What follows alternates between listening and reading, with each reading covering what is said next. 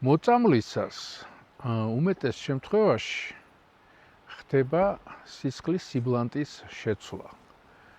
ზოგი ინტოქსიკაცია სტაფილოკოკური ძირითადად იწვევს სისხლის სიბლანტის დაქვეითებას, ანუ თხევადი ხდება უფრო სისხლი.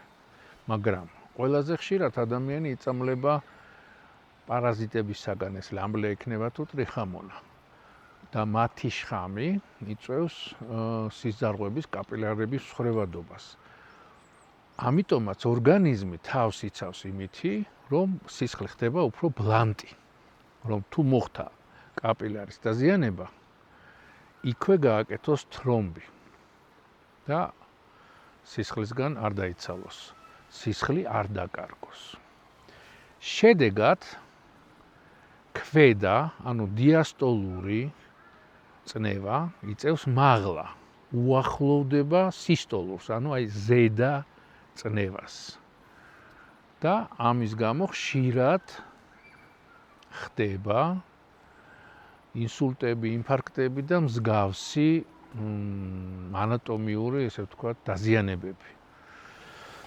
ამიტომაც პარაზიტები და განსაკუთრებით ლამბლიები და მისი მონათესავე ტრიხამონები უნდა ჩაითვალოს ყველაზე დიდ საფრთხეთ მიკრობებში.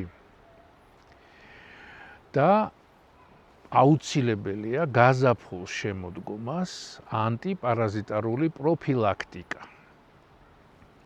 მე პირადად დასრულებს ურჩევდი დილით უზმოზე 3 აბი მებენდაზოლი, მეორე დღეს 3 აბი მებენდაზოლი და მესამე დღეს 2 აბი მებენდაზოლი.